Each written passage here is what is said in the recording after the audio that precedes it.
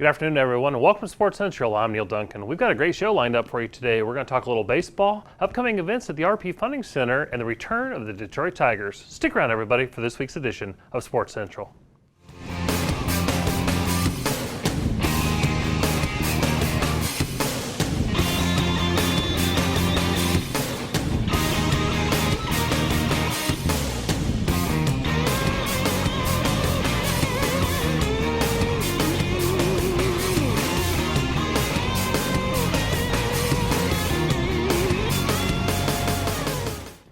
Everybody, welcome back to Sports Central. Neal Duncan alongside Gerald Richardson, and I can't believe we're in February. Oh, I know. It's gone by. January flew through, and here we are, and next thing we know, it's going to be March in a couple days. Absolutely. Well, we're already into the, well, really, I don't even want to call it the sports season because year-round, sports and special events here in Polk County. This first segment brought to us by BSN Sports, a great partner of tourism and sports marketing, but we'll get right to it with our first guest. Speaking of great partners of tourism and sports marketing, no stranger to Sports Central, Bing Tyus, formerly AD for a very long time at Polk State College, but we're going to talk a little baseball, talk a little WABA, throw the acronym in there, but you can tell us what that's all about. But Bing, welcome back to Sports Central. Great to be with you, Neal, Gerald. Yep. Really nice to be here. I'm going to embarrass you. Sorry, I apologize on the front side of this, but at first I thought that nice jacket you have on there might be your Polk County Sports Hall of Fame induction jacket, but being the humble guy that you are, I quickly realized it's not, but you are a member of the Polk County Sports Hall of Fame.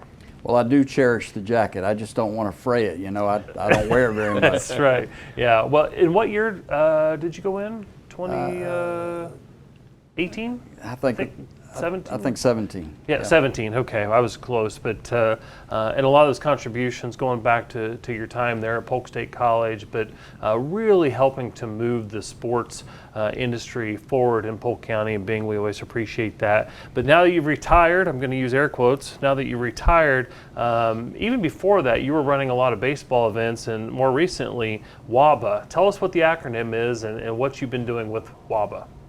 WABA stands for World Amateur Baseball Association. It's kind of ironic it had evolved into WABA. It started as Polk County Sports Marketing in the early 90s. A bunch of high school coaches and myself started a group to help develop and promote the county players. Mm-hmm. And how has that changed over the years? I know the sport aside, the changes, but just talk about how, since you've retired, you've been able to grow that. And again, these are events bringing people in from all over, bringing that economic impact into Polk County. Well, it started as a hobby and fast turned into a job. But yeah, it has evolved into a pretty big organization. We've gotten to the place now where we host 13 events. We bring in 450 teams into this area. We do 5 junior college series events that have turned out to be very nice events. We do 2 World Series events that we're very proud of. One of them is an international event, and hopefully this year it's going to get back to where it used to be, with a lot of international teams. So we're very excited about what's coming up, and we're just glad to be doing it another year, and very fortunate to be doing it with Polk County Sports Marketing. Been a great partner. Absolutely. Yeah, we're lucky to have WABA right here in our backyard, and had the opportunity to go out the last week there to the early bird, the JUCO, right there outside the office doors, and watch a little bit of that and get to take that in, and wow, it's amazing. I think that was kind of from one of those ones I talked to, first event of the year and so forth. The number of scouts that were there was just amazing. But speaking of Lake Myrtle, what is it that makes Lake Myrtle just a great complex for you and for this organization and all the other organizations that utilize Lake Myrtle? The design of that facility is fantastic. Everyone loves it. The scouts love it because they can see all the games at one time. The parents love it because the facilities are nice. The players love it because the fields are great. And by the way, I have to tell you, Lake Myrtle has really stepped it up. And this past event, many of the college coaches came to me and said, wow, you know, what a great facility. They're really doing a good job keeping this up. So hats off to the city of Auburndale and that grounds crew who've done a fantastic job getting that facility ready. Yeah, and you talk about the facility, of course it's gearing up. It won't be long, and we'll talk about it a little bit later, but RustMat, the return of RustMat in its entirety. So there, as well as the Channel Lakes and the Northeast Regional Parks, so very excited about that coming back. But baseball is such a big part of, you know, I like to say that over many, many years, baseball and softball have kind of been the bread and butter of the sports and special events coming into Polk County. Of course, that changed a little bit, adding to the portfolio of Florida Youth Soccer Association, and when they were recruited to relocate their headquarters. But that's a perfect example of one sport helping to raise the level of another sport in facility development, not putting all those eggs in one basket. And I know you certainly haven't put all your eggs in one basket. And when looking at your events with WABA, I think sometimes that the junior college competition is misunderstood. There's a number of reasons why someone might be opting to go to junior college before going to, whether it's, you know, Division III, Division II, Division I, NAIA. There's multiple levels of play. Talk about the junior college level and why that's important to Polk County. Well, as you know, I was the baseball coach at Polk State College for 15 years. So I'm a little partial to the junior college programs. Mm-hmm. But it is a great place for an athlete to go, especially in baseball, because junior college keeps all the options open. Mm-hmm. If you go to a four-year school, you're locked in at least for 3 years. If you go to a junior college, you can be drafted the first year, the second year, and then go on to another school. When I was recruiting, I would always ask a player, where do you really want to go? And of course, they would always say Florida State, LSU, Florida. They would always give me those answers. And I would say, have they called you yet? And they would usually say no. I'd say, come with me. Come to a junior college. Come play for a year or two, and then you may get a chance to go there or get drafted. So that's the great thing to me about junior college. Wonderful. Yeah, junior college plays it does. It's you know, a lot of people don't understand how big of an impact it plays, helping those kids get to the next level. But it's definitely a big part of it. What you know, you talked about everything that you guys do, events throughout the year and in and out. But what do you have coming up on the schedule in the next month or two that you know, just around the corner here in our backyard? Actually, we don't have anything until June. And one of the reasons is because I work with RustMat, I help them, and I'm really excited that they're coming back full boat. I was very distraught because they weren't able to get it off the ground, you know, and COVID killed a lot of us. But fortunately, they're back, and they're back strong, and I'm really glad for them. But that's the main reason we don't have anything until the 1st of June. Yeah, but let's talk about that next event when it's coming up, because again, these events don't just show up, they're recruited here, and then there's a lot of work that goes into facilitating those events. So I'm assuming you and your crew are already working on those events, and tell us what that event looks like, because I know, as Gerald said earlier, and you said as well, Bing, the number of scouts and the number of people that are attending these events. Talk about that side of it and why that's important, because it's not just the teams, it's also all these other people that come along for these events. Well, almost all of our market is high school age and up. Mm-hmm. So when the high school season is over, around the 1st or middle of May, now the travel teams start forming and putting their teams together. And that's why we start in June. Well, those kids are starting, especially the juniors and the sophomores, they're starting to get their resumes out. They're starting to promote themselves, and we try to help them do that. We have a couple of ways of doing that, but I think that's the reason we attract that market, and they come to us, and we've been pretty successful helping them do that. Yeah. Wonderful. What I know you've just speak a little bit more about your events. I know you've had a few over the past few months that you guys have hosted. What are some of those that kind of stood out to you and the successes of those? Well, you were talking about the JUCO event from last weekend. What most people don't realize is all of the organizations who put on baseball events, the main thing they're trying to do is help kids move on. And you pointed out there were 150 at least college and pro scouts at our event. We try, and as you said, we start marketing that event and trying to attract those recruiters to come and see our teams play. And so last weekend we brought in 14 college teams. We brought in 16 travel teams to go with that. So now there's something for everybody. The scouts were there, the colleges were there, and even the colleges who are playing are looking at the travel teams who are there.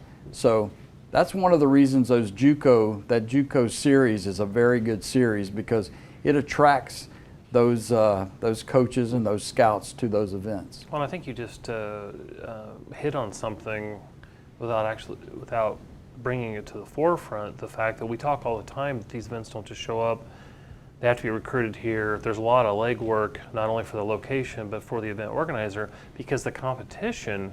Okay, this doesn't mean this is the only event that they can attend. There's competition. I think there's even an event this weekend, similar style, all the way up in the Panhandle. So you have to sell the event organizer to bring the event to Polk County, and then the event organizer has to sell the event to the participants. But then you also have to sell it to the coaches and scouts so that the teams will want to attend. So it all kind of circles each other. So talk a little bit. I know we're running short on time, but talk about the competition that's out there with like events. Well, you did hit it on the head. There is another organization who copied our format, and they're running an event in Panama City. Well, that's good, and I'm glad for that. But we're all about quality here. We're all about working with Polk County Sports Marketing. We're all about taking care of our county and our people. So we work on quality first, and then the event year after year sells itself. We do promote it, but the main thing is quality. And once we have that quality, we got something. Well, Bing, we certainly appreciate everything you do. Polk County Sports Hall of Fame member, Bing Tyus, busy guy. So we appreciate you coming on. That's another team looking to sign up. But we appreciate you coming on Sports Central, and we look forward to having you back. Well, earlier in this segment, we talked about the return of Russ Mat Baseball, the Central Florida Collegiate Invitational, coming back full force. We're looking forward to it, but we've got some footage here of past events so you can get ready for their return. Gerald and Neal, be right back here on Sports Central.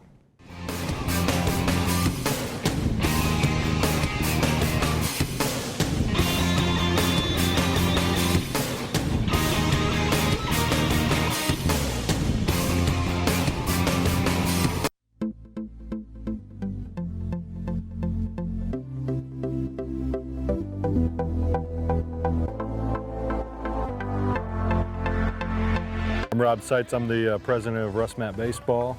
We bring in about 230 college teams down here over a 6-week period and play about 1,000 games during that time frame.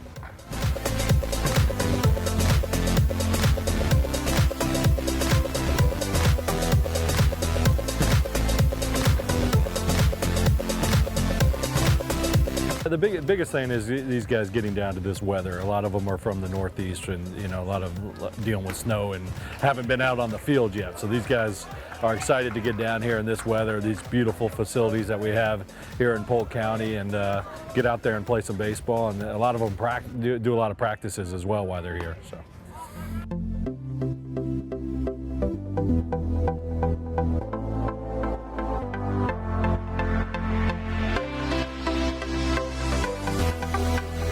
So the week before we were supposed to go to Shenandoah, it got canceled because of snow, actually. Rescheduled the game, but we're able to come down here in beautiful weather and actually get out on the field. We were outside back home, but on turf and not actually on our home field. but it's nice to be able to get down here and the weather and play games. You know, we'll play 8 games in 7 days. And that's big for us to be able to try to play a 40-game schedule. We're allowed 40 games.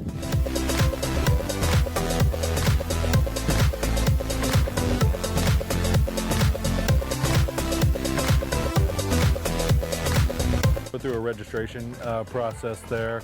Then they kind of choose game schedule, what they want to play, when they want to play, how many games they want to play each day, if they want to practice or play games, and then we put together that schedule for them. So it's really not a tournament format per se. It's more of just come down. You want to play 12 games over 7 days, we'll set that up for you. If you want to play 5 games over 8 days, we'll set that up for you. So we take care of the coaches and on their scheduling and put that all together for them.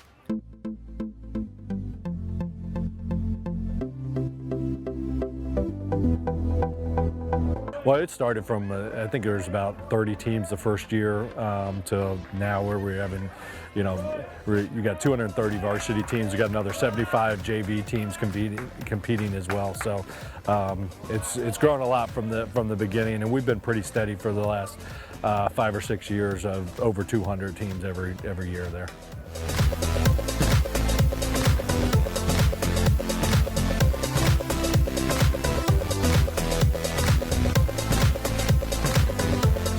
It's at a great size right now, and we really max out our facilities, that we have as well. So I don't know if there's going to be a ton of growth as far as team-wise, but it's definitely, a necessity we've got foul balls coming in here. It's a necessity for these teams to come down here and play during this time. So, they've got to get on the field. This is a big part of their season, getting ready for conference play.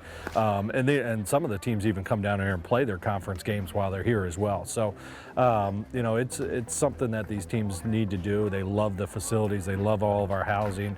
Polk County's got some great restaurants for them as well. So it's a great setup. All of our teams just love being here, and you guys all with Polk County do a great job of rolling out the red carpet for them while they're here as well. So it's a great experience for them, and as long as the weather cooperates for us, it works out really well.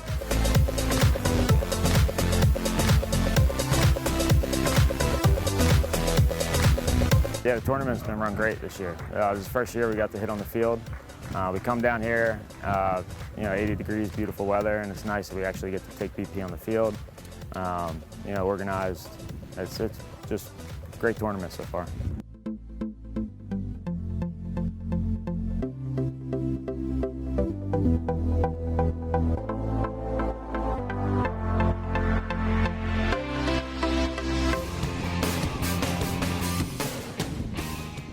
Everybody, welcome back to Sports Central. Neal Duncan alongside Gerald Richardson, and that gets me excited. I just love this time of year, and you joined us. I guess you joined the crew in the summer, so you've not seen the full Rust mat. No, I hadn't had the opportunity to see that going full bore, but I've heard a lot about it, and can't wait to see it here in a couple weeks. Yeah, they're looking at approximately 240 plus teams coming from all over the Northeast, coming down to Polk County. Last year the event did occur, but it was much smaller because of a lot of the decisions that university presidents and colleges were making, but a lot of teams coming in, so we're very excited about that. They'll be at Lake Myrtle Sports Park in Auburndale, as well as the Channel Lakes in Winter Haven, and the brand new Northeast Regional Park up there in Davenport, so we're looking forward to that. This segment brought to us by DeLedger, great partners of tourism and sports marketing, and again, keeping with that theme, great partner of tourism and sports marketing, the RP Funding Center, and we want to welcome back Scott Sloman from RP Funding to Sports Central. Scott, good to have you. Oh, glad to be back again. So you guys are a little bit busy, right? Yes, we're very, very fortunate after the past year we all had. We're glad that all our teams are up and running again, the Tropics, the Magic, and then the return of the FHSA Boys and Girls Basketball Championships end of February. We're very excited to be back in the swing of things again. I think let's hit the first thing you said, that the Tropics and the Magic are back. In case folks didn't know that, where have you been?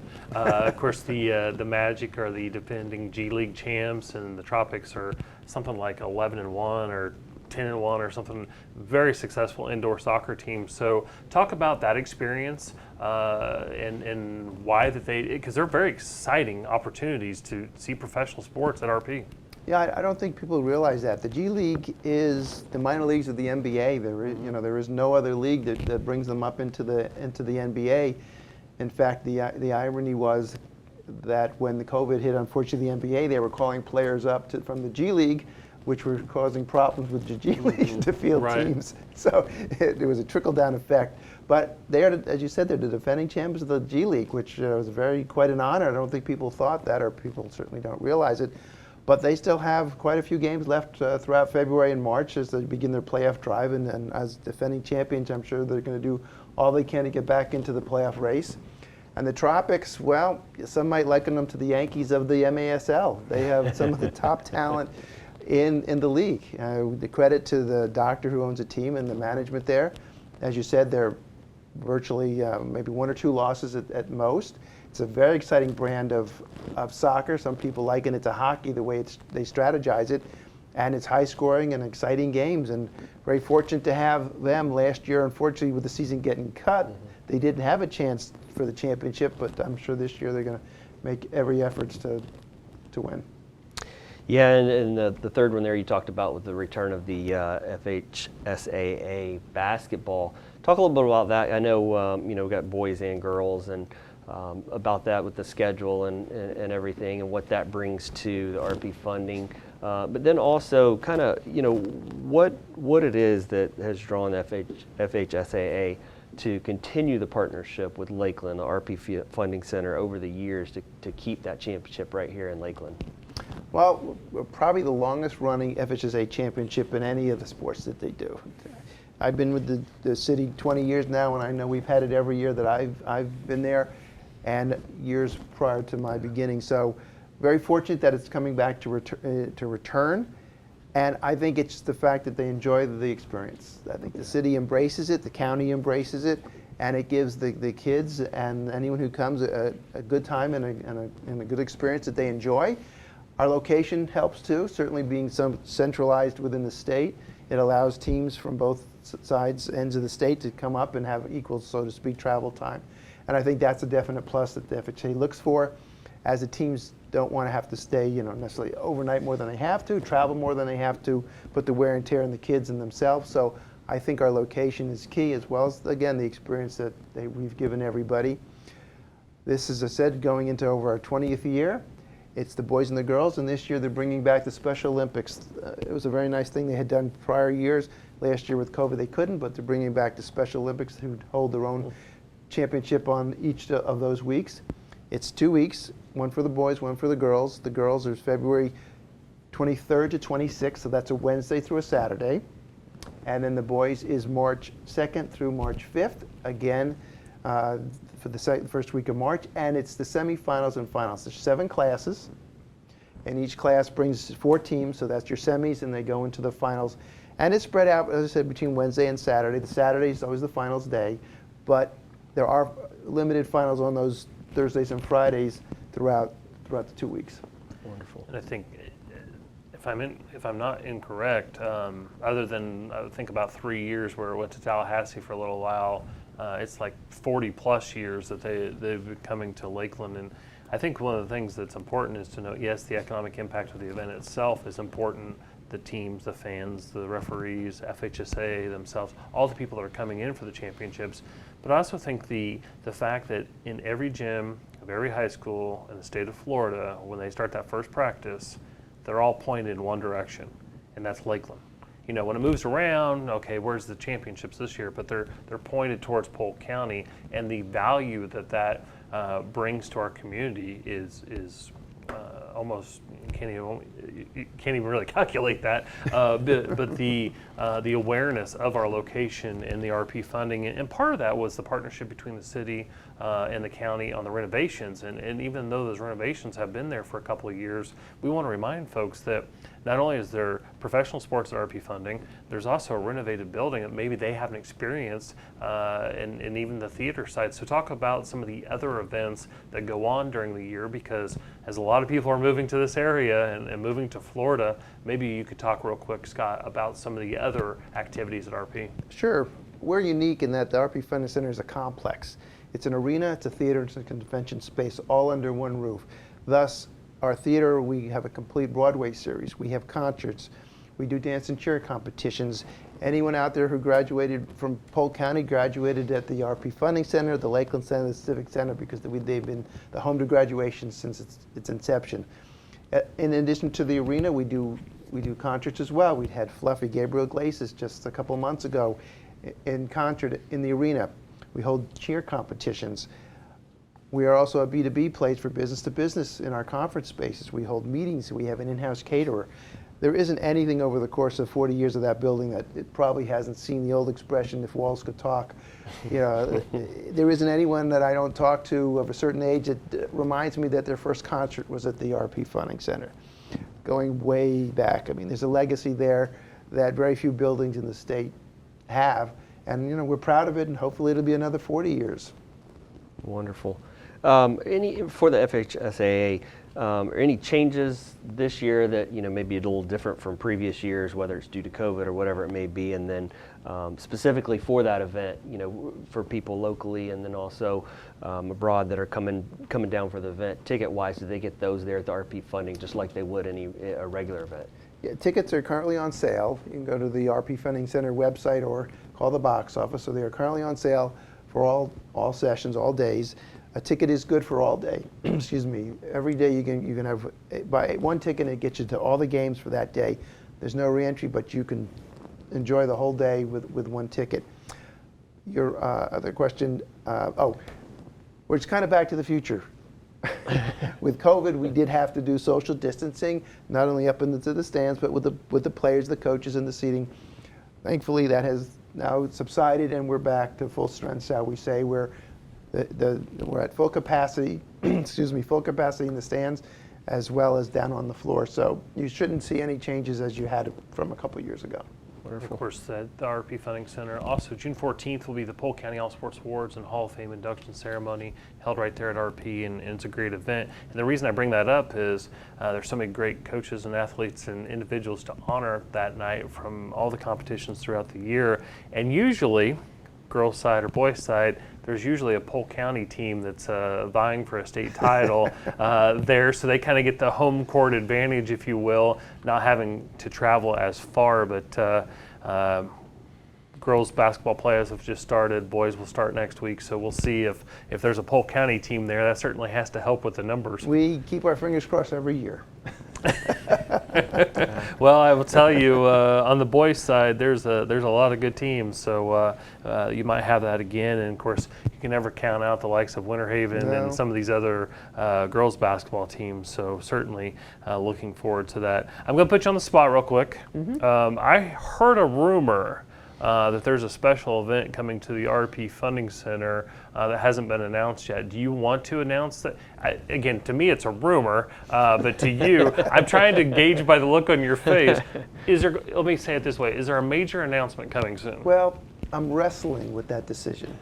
Which decision? Whether it's coming or whether to say it on here? I'm wrestling whether I should announce it or not. Well, we don't want to get you in trouble. We'll wait on that. But what is the website that they folks can go to? It's the rpfundingcenter.com, and that's all one word, rpfundingcenter.com.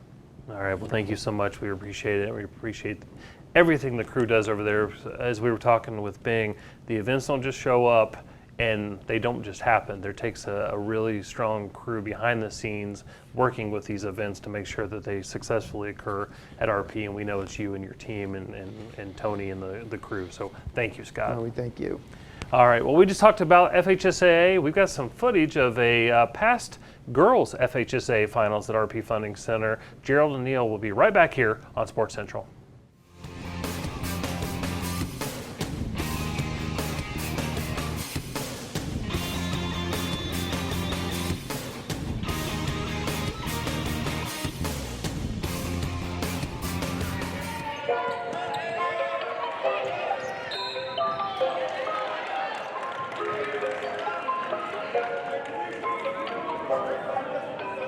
Foul, 10 minutes, number 1, Asia Godfrey.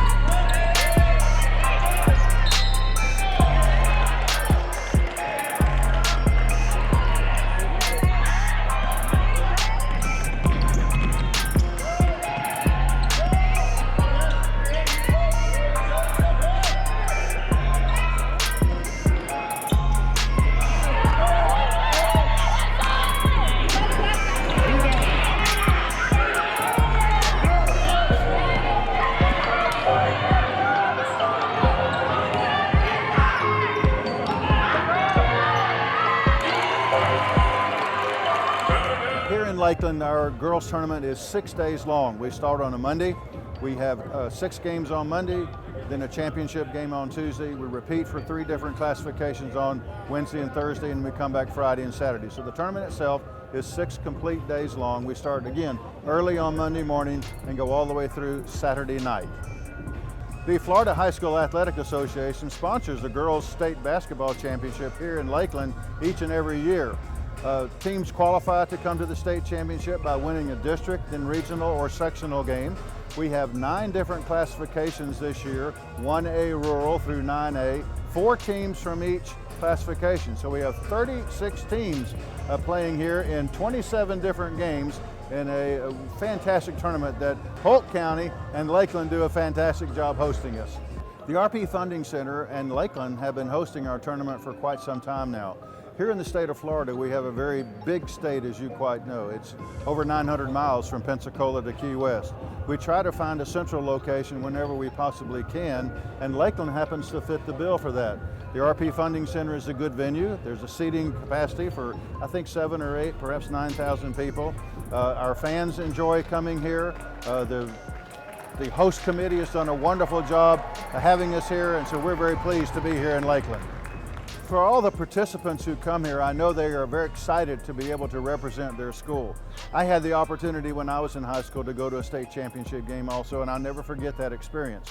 When our girls or boys leave a state championship, they will have, I hope, fond memories of the experience that they've had, and certainly it helps them grow to be young and mature, or more mature young adults. I really get a charge out of watching our student athletes play. It really doesn't matter to me whether it's girls sports or boys sports. I think educational-based athletics is a fantastic opportunity for young people to grow and mature. I have 2 daughters, both of them are athletes. I was an athlete, my wife was an athlete. We absolutely love the game, and it's a fantastic opportunity for fans, for student athletes, and for anyone to participate in that educational athletic experience.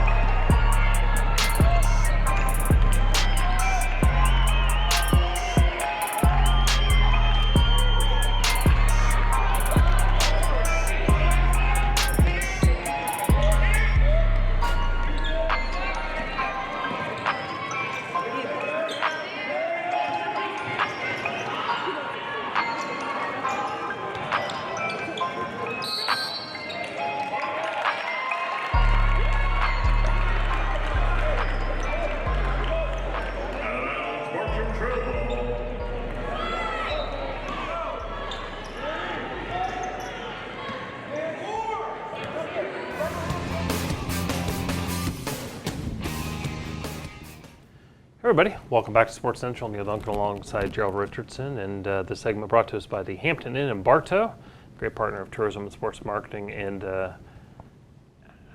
you know, it was kind of crazy how the whole thing happened with FHSA, because in 2020, everything was starting to shut down. The boys' FHSA finals occurred, and then like 3 days later, everything shut down.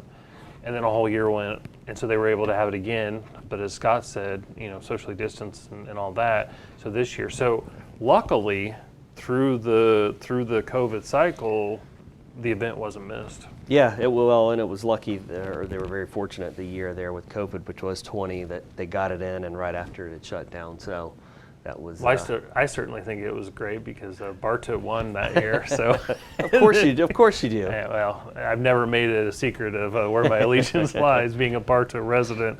Well, this segment we're going to feature another partner that is very valuable to Polk County in coming back, and hopefully sooner than later. We'll talk about that. But to do that, we're going to bring from Visit Central Florida, Kris Keprios on to talk about the Detroit Tigers, some upcoming events. I know you've been on here. You've hosted this, so welcome back to Sports Central. It's been a while, though. I always say that every time, but when y'all need more audience, you call me back, right? Oh, yeah, that's exactly what we were thinking. That's my standing joke every time I come on the show. But no, it's always good to. Our ratings be are on. down, so we got to call That's- you. that's what they say, yeah. We got to bring the A-plus celebrity guest on. But, well, I know, Kris, the team Visit Central Florida obviously worked very close with the Detroit Tigers, not just locally with Ron Myers, Director of Florida Operations, and Zach Burek, the GM, and all those things, but the relationship that is more than 80 years, pushing towards 90 years that they've been in Lakeland and Polk County, there's a reason that relationship is so good, and that's working together. So there's some upcoming events, but just talk about the relationship up in Detroit and the partnership that exists there. Yeah, I always joke that, and really it's not even a joke, that we're almost sister cities, Detroit and Lakeland, just because of that long history that we've had together. And it's our biggest market in terms of tourism and our target audiences. Michigan and Detroit specifically, that greater metropolitan Detroit area is huge for us.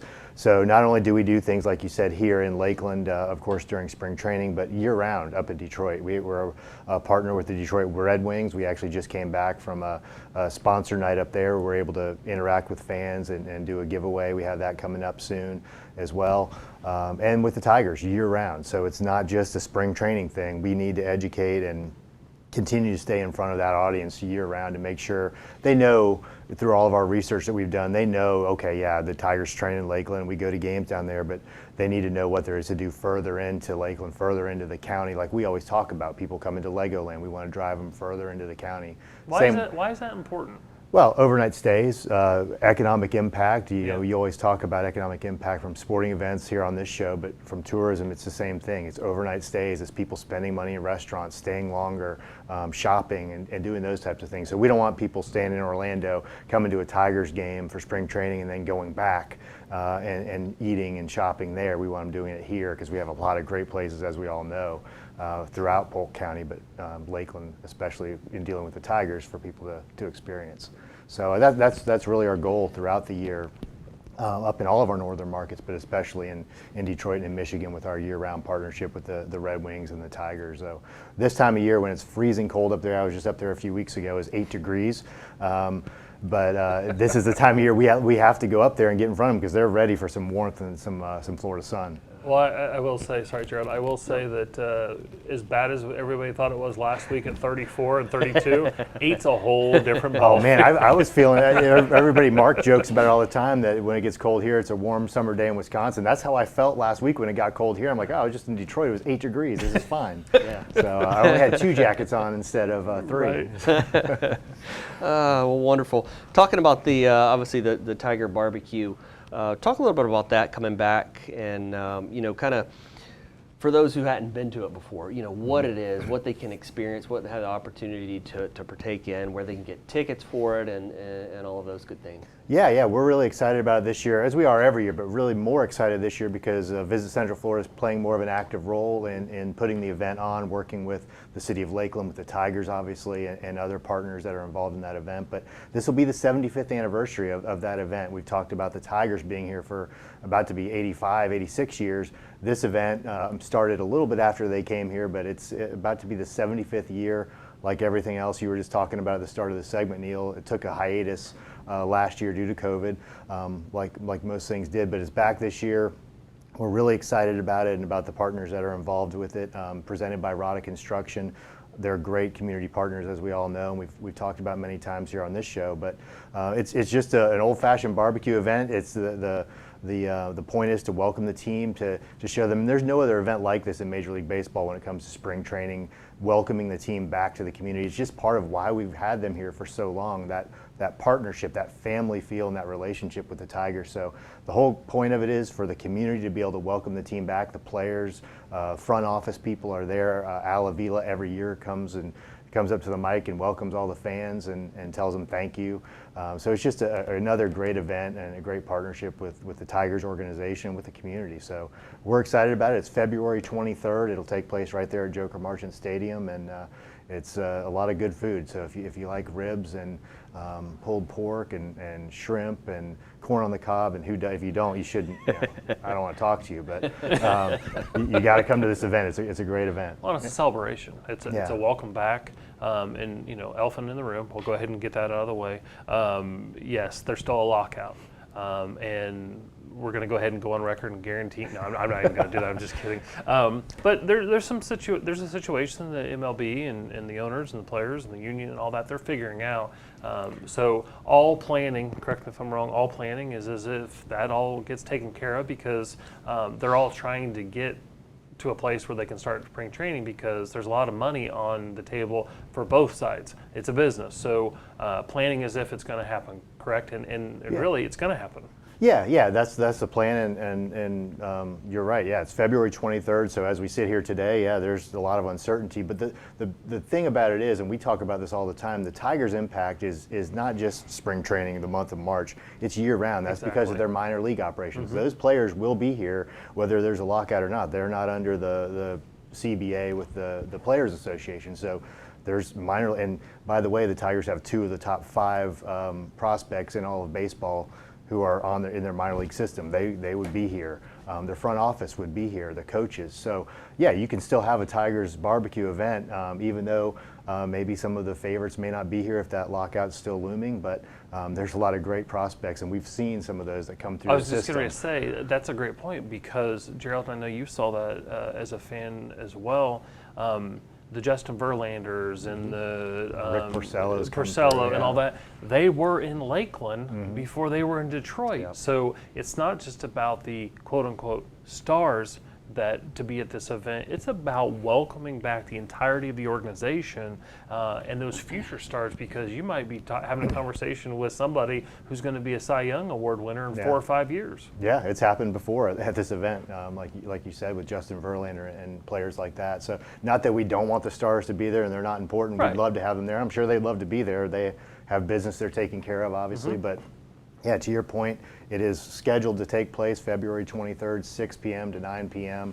And it's an event a lot of people don't realize is open to the public. So we want the public to come out, welcome the Tigers front office and staff here to Lakeland for their almost 90th year. Like you said, we're getting close, and we'll hit 100 by the end of their current contract. So it's a great event. It's going to happen, and we're excited about it.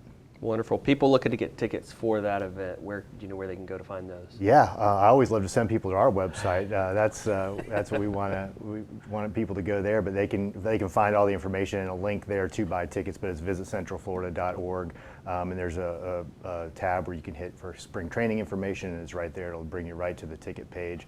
$40 for adults, $20 for kids is the admission. It's all you can eat barbecue for the adults. I won't say all you can drink, but drinks are included in the price of admission as well. So it's a great event. It's kind of under the belly of the stadium, but the stadium is open. You'll be able to go out and walk around and enjoy Publix Field at Joker Martin Stadium. And we were talking about the renovation to RP funding, but the renovation that took place, I guess now it's been, 4 or 5 years ago? Yeah, hard to believe. The partnership between the Tigers, the city, the county, and even the state. We have beautiful venues here. There's a reason we live here, but there's a reason why all these people come down. So again, it's about that relationship. It's about that partnership of welcoming the entirety of the organization. And there's a reason why this is the longest standing relationship in Major League Baseball between a current host city and baseball team. So, well, real quick, we've only got a couple minutes left, but let's talk all things Visit Central Florida and some of the other events or special promotions that are coming up. Yeah, and I know you all have talked about it on the show before, but this is we're in the 100th anniversary of the sport of water ski, which is a big deal here in Polk County as the water ski capital of the world. So we have a lot of things going on. If you've been in Winter Haven lately, you've seen the big water tower downtown has been painted with the logo for the 100th anniversary. So we're excited about that, and I know you all have talked plenty about the World Championships, but as people are out and about, they'll see a lot more signage up in downtowns and in windows and storefronts, and then also for those that are familiar with the First Friday event in downtown Lakeland, June 3rd, Visit Central Florida will be the sponsor of that event. It'll be water ski themed, 100th anniversary, and I know you all are big fans. Get to it. Looking forward to this. The big star of this one will be Twiggy the water skiing squirrel.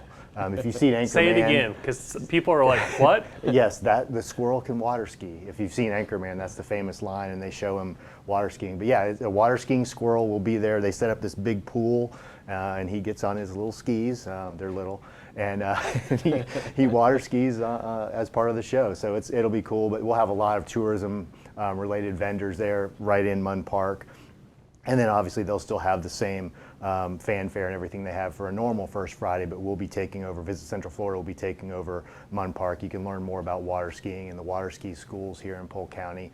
So it'll be a great opportunity to really inform the local public of all that our heritage is in the sport of water ski and what it means to our area. I think a lot of locals know that already, but they don't know that it's the 100th anniversary of the sport. Well, and again, with a lot of new people coming in, not everybody, they may not know all that there is to see and do in Polk County. So yeah, fantastic.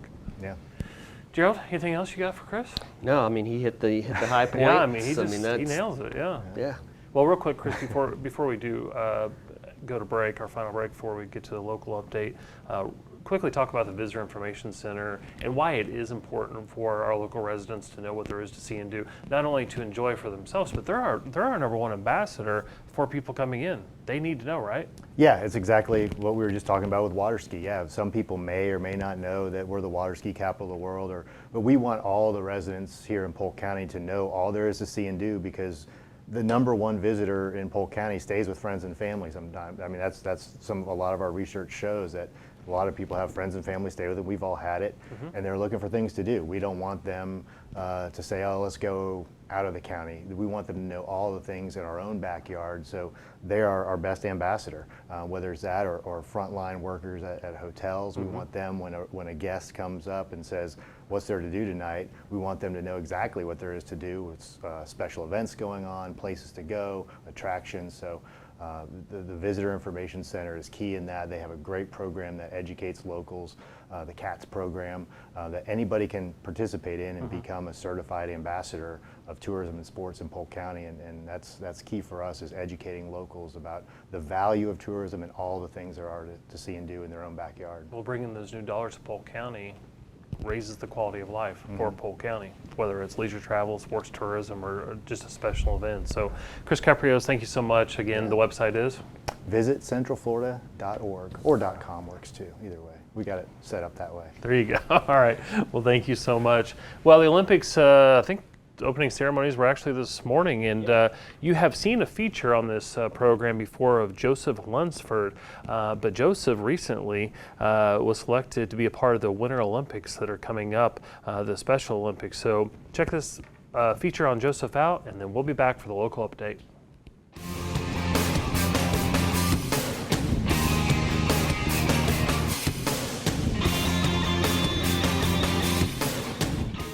Let me win. Let me win. But if I cannot win. But if I cannot win. Let me be brave. Let me be brave. And the end attempt.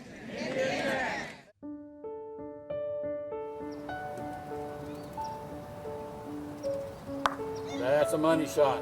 Awesome. Well, when Joseph was born, he's 28 years old. When Joseph was born, we had no idea that we were going to be handed a Down syndrome child, and it was quite a shock. And for the first 24 to 48 hours, it was very much of a shock. He had a little bit of a health issue, so he had to stay in the hospital. During that time, we had some reckoning to do, and we came to the conclusion that this was our gift, and it was our obligation to do things with him and make him the best that he could possibly be by whatever means that happened to be. And functionality was our key tool that we used.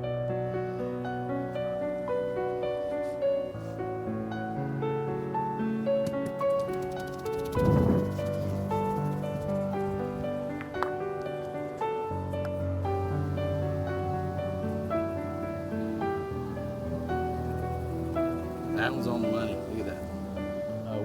We take the approach that we don't treat him any differently than you would any other regular child. Now, some folks would say normal child, but I believe that's a term that's almost impossible to find. So a regular child. So we would work with the deficiencies that we discovered, and we wanted everyone else in his life to treat him just as they would any other child.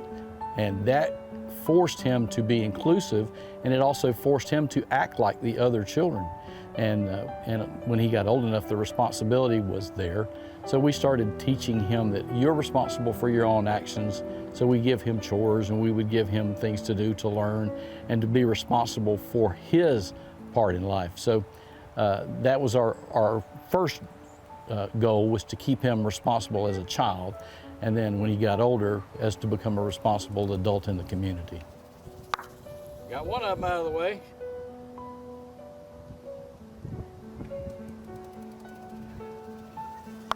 Got two of them out of the way, and you took the match when you did that. Very good. Well, we became Special Olympics coaches, obviously, because of the exposure to Joseph.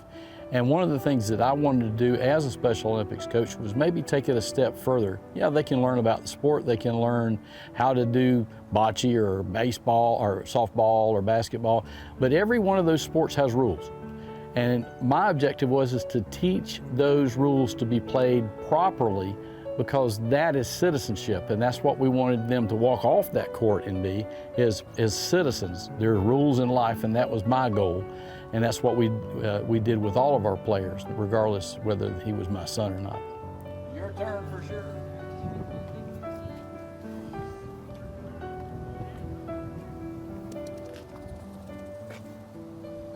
There you go. Look at that, look at that, look at that, look at that, look at that, look at that, look at that. Oh. All right. Well, we've had several opportunities to play locally and go to area games, and Joseph has been selected several times to go to state for various sports. He's even gone to the semi-nationals for golf.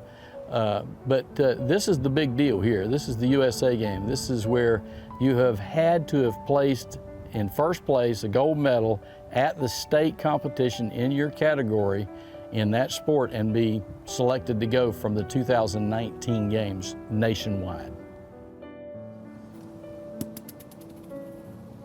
He's known in the community. He's known in several communities because he volunteers. He volunteers in the community about 40 hours a week, so he's exposed to the community on a daily basis. They are very welcoming, they cheer him on, and they are very encouraging to his sport. In fact, this one's a perfect example here at Haines City in the Landings.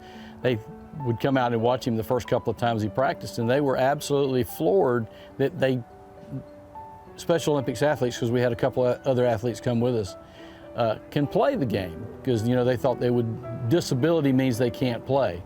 No, they're very, very, very, very fundamental about their game, and they're very enthusiastic about whatever game they're playing to detail.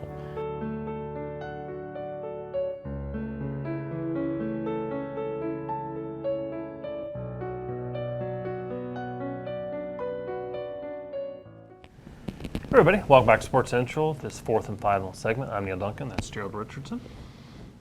That's what they call me. Okay, this last segment brought to us by the Spring Hill Suites, a great partner of tourism and sports marketing. But good luck to Joseph. Certainly just a tremendous athlete and an even better person, and I believe this summer will be competing in the games. But yeah, pretty cool stuff. Yep, good guy, good family. Got to know him through our Special Olympics golf program. Right. Prior to coming here with sports marketing, and yeah, good, like I say, good guy, good family.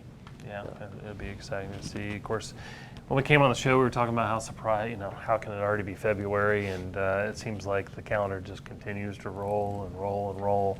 But a great number of events coming into Polk County. Of course, we talked to Kris Keprios about the Tigers coming back on the schedule, the barbecue on the 23rd. Looking forward to that there at Tiger Town.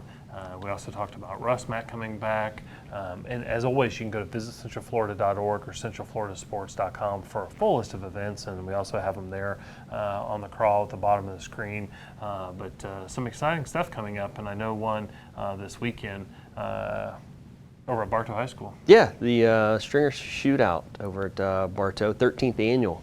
A lot of games going over the 2 days there for this big basketball event, and showcase some of the high school talent. Yeah, it's crazy, the Mosaic Stinger Shootout over at Bartow High School. I saw something, it was either in the Ledger or one of the other publications.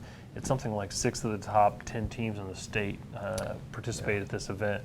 And of course, appreciation to Coach Terrence McGriff for always putting that event together, because we talked earlier to Scott Sloman about FHSA state finals, and a lot of those top teams are using this as a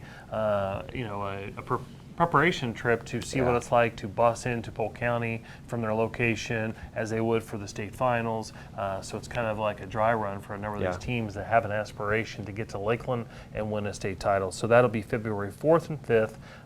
Tonight, I think there's 4 games tonight, and then all day tomorrow there at Bartow High School. But I know you've been working with Joel and FYSA. They've got some ODP coming up. Yeah, this weekend their Olympic development program. They're out at Lake Myrtle Complex Saturday and Sunday. Also this weekend, Foster Volleyball out at the Field House, a big event there at the Advent Field House in Winter Haven. And also rounding out the weekend, the USFA, the Fast Pitch Super Softball. That's over at the Bartow Sports Complex, and that's 700 participants there, 600 at the Field House, ODP another 400. So I mean that's 1,500 people. Participants right there coming into the county just for a couple events. And it's hard to believe it's already time for the Senior Softball USA Tournament of Champions. That's coming back to Polk County February 9th through the 13th. And I think this is like the 15th or 16th year, pretty close to that. These are teams that have won a tournament across the country, all converging on Polk County to be part of the Tournament of Champions. So we're very excited to host that. And that's more than, I think it's 1,200, 1,300 participants coming in from all over the country. So they will, I could tell you where they're going to play, but let me just say everywhere. They'll be using most of the softball complexes in Polk County, so we're looking forward to that event. Yeah. Yep, and speaking, going back to FYSA, man, if you enjoy soccer, 8 out of the next 9 weekends, FYSA has some type of soccer event going on right there at Lake Myrtle Complex. The State Cup actually kicks off February 12th and 13th, and then the Florida State Premier League, the boys showcase is the following weekend, the 19th and the 20th there at Lake Myrtle. Yeah, and we talked about it earlier, but at the end of this month, starting the 19th, Rust Mat Baseball will return to Polk County, 240 plus teams. Now they're not all here at the same time. That's over a 6-week period. That'd be quite a bit of teams. But again, staying all over Polk County, the restaurants, the accommodations, the shopping. Looking forward to that. But we also have the spring games, PFX. The spring games is the college softball side of things, Division II, there at Diamondplex, as well as Auburndale Softball Complex. So a lot of activity getting ready to come into Polk County. Just a really exciting time. And again, we talked about earlier, all those dollars coming into Polk County, it adds to the revenues for Polk County and adds to great facilities and quality of life. Yeah, very much so. Sometimes I know we all kind of get frustrated trying to go to a restaurant somewhere because having to wait, but man, if that wasn't the case, we'd be paying additional state income taxes, and we wouldn't have the facilities we have. So, don't always knock it when you can't get in and next 30 minutes at your local restaurant, but it's definitely some great benefits of having these events and having people in our county right here. If I remember correctly, I think the stat is, and don't quote me on this, but I think I'm being close, tourism saves each household in Polk County more than $625. So it's an important part of what we do. We've got some sponsors we want to thank. Thank our friends over Made Productions Installations, Hampton Inn Lakeside, Life Floor, Hollywood Signs, Window and Tinning, and also Inside Edge. Yeah, Life Floor and Inside Edge, part of the partnership to put the new event performance stage at Martin Luther King Park at Lake Silver in Winter Haven. Of course, that's where the World Shoski Championships will be. Hey, you can listen to the sister version on Sports Central Radio. That is on Talk 1430 and Talk 96.7. That's every Thursday from 5 to 6 p.m. and also on Tuesdays as part of Mayhem in the AM from 7 to 8 a.m. Of course, once again, that's Talk 1430 and Talk 96.7.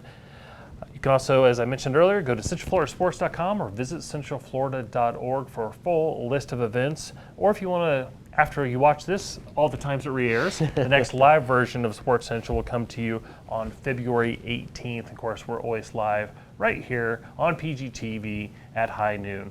For Gerald Richardson, Jenna Kidd, and the whole crew of PGTV, this is Neil Duncan. Thank you for tuning in, and we will see you on February 18th.